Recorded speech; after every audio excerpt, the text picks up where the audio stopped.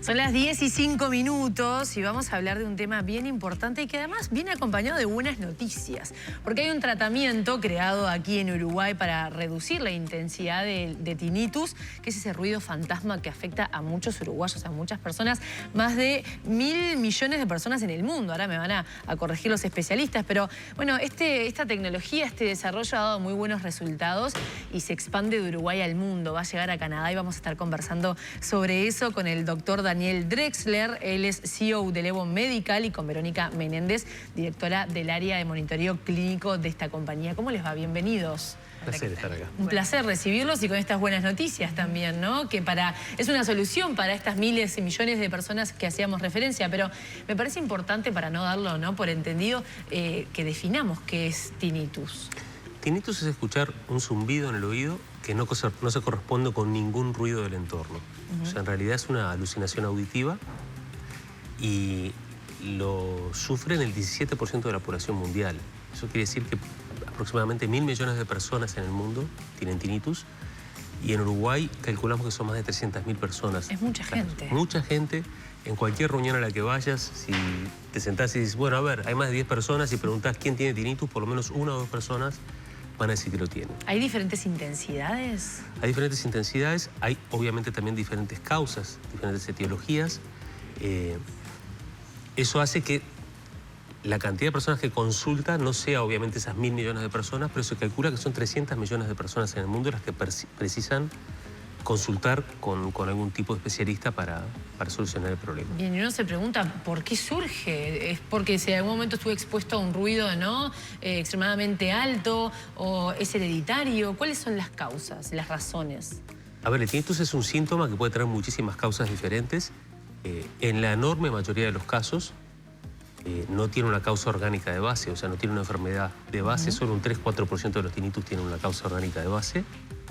Y en todo el resto de los casos, el tinnitus es un desbalance en el manejo de la información a nivel de la vía auditiva. A ver, para hacerlo simple, en la gran mayoría de los casos lo que pasa es que perdemos un poquito de capacidad auditiva en algunas frecuencias, el cerebro intenta corregir ese error, aumenta la ganancia y en ese aumento de la ganancia termina generando este problema. Bien. Verónica, ¿cuánto afecta a nivel de salud mental, de la cotidianeidad, a las personas que lo padecen?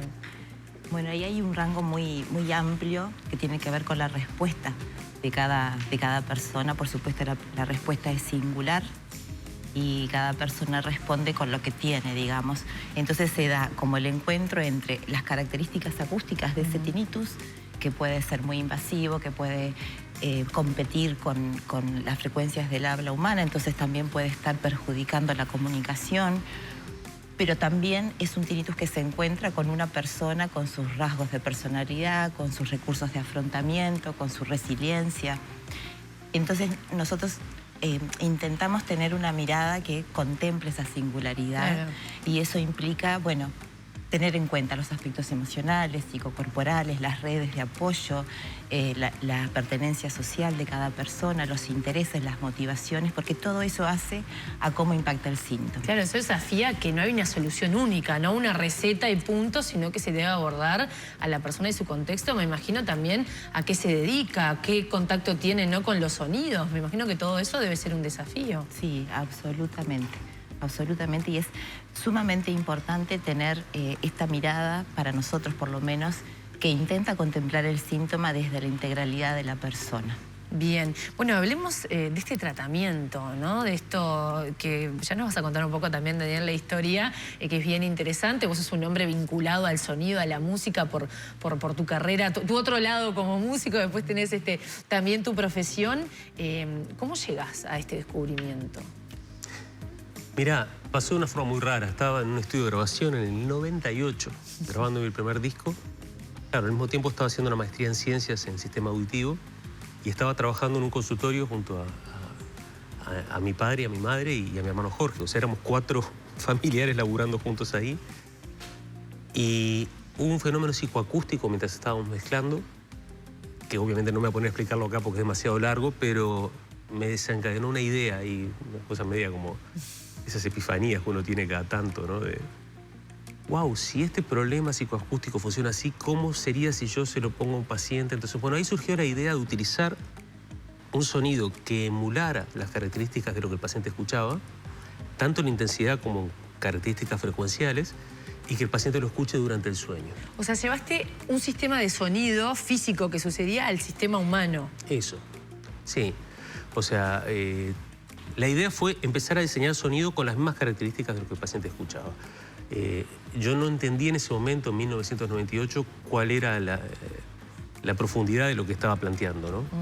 Tampoco sabía mucho qué significaba eso en el mundo. Después, cuando empezamos a salir al mundo, nos entramos a dar cuenta que era muy novedoso y nos entramos a dar cuenta que habíamos inventado todo un sistema de tratamiento de tinnitus que tenía un montón de ventajas, entre otras, nos permitía medir en tiempo real cómo iba evolucionando la intensidad de tinnitus a lo largo del tratamiento.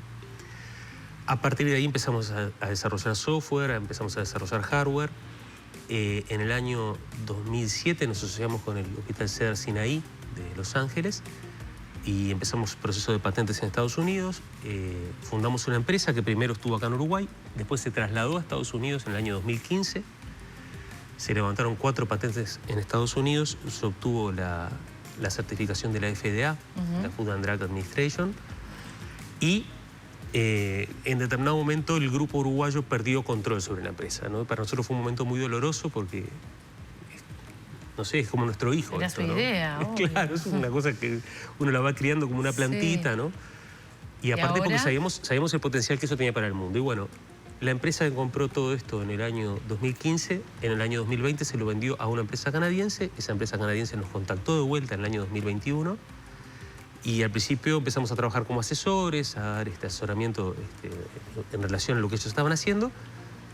El año pasado hicimos una fusión entre Centro de Tinnitus Montevideo y Lego Medical, y la gran alegría que tengo es que volvió el eje de este tratamiento a Uruguay. En este momento tenemos las 4 patentes de vuelta acá en Uruguay. O sea, el uruguayo puede acceder a esto hoy. No, obviamente que eso es genial, Sí. ¿no? El uruguayo puede acceder acá, pero desde Uruguay vamos a tratar el mundo. Bien, y se van a Canadá. No nos vamos a Canadá. ¿Cómo es? Desde Uruguay vamos a hacer telemedicina, ya estamos atendiendo pacientes de toda Iberoamérica. O sea, se van digitalmente, digamos. Exacto. Acceden digitalmente. O sea, vos imaginate el potencial que tiene. Claro.